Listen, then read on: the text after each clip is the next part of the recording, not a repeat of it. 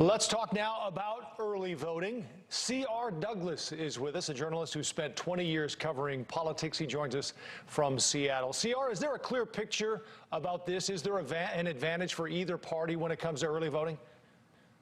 Well, the data is pretty clear that Democrats are experiencing a huge surge in early voting. I mean, their share of it is bigger than Republicans, likely about 50% bigger.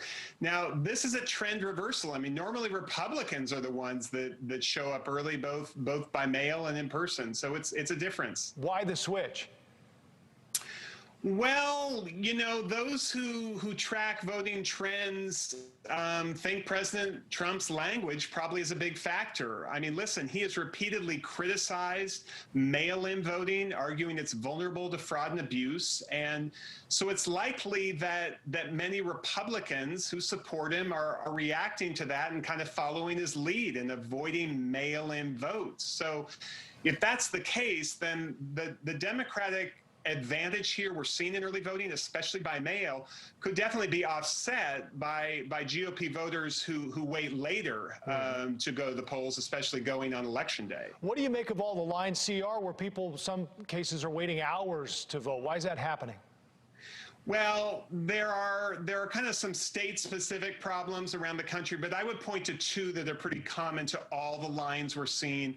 One is the sheer number of people that are voting. The record number is just stressing systems everywhere. You see computer problems, technical glitches. I mean, that has clogged things almost across the board.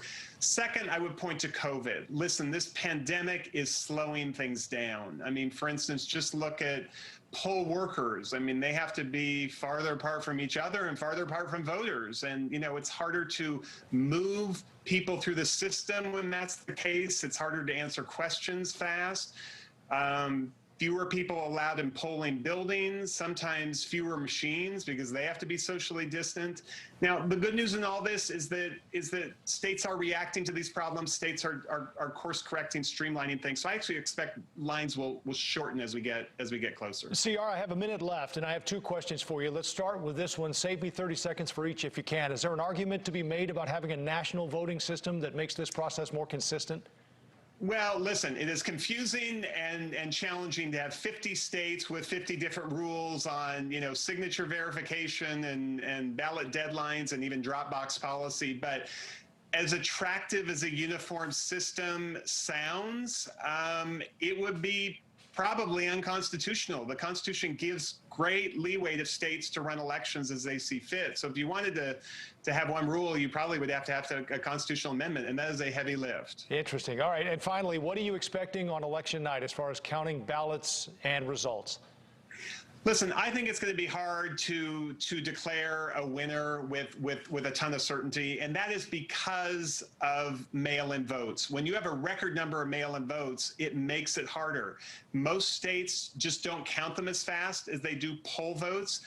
And if you just look at Pennsylvania, it is a must-win state for both candidates, and they are allowing eligible votes up until 3 days after they arrive, as long as they're postmarked on Election Day. So listen, how do you call Pennsylvania if there are tens of thousands, maybe hundreds of thousands of votes still on the ballot on election night? And if you can't call Pennsylvania, how do you call the country? I mean, I think it's going to be very hard. We'll probably have a pretty good idea. It'll be very hard to call a definitive winner that night, I believe. All right, C.R. Douglas, thanks for your time and your insight. We'll be in touch.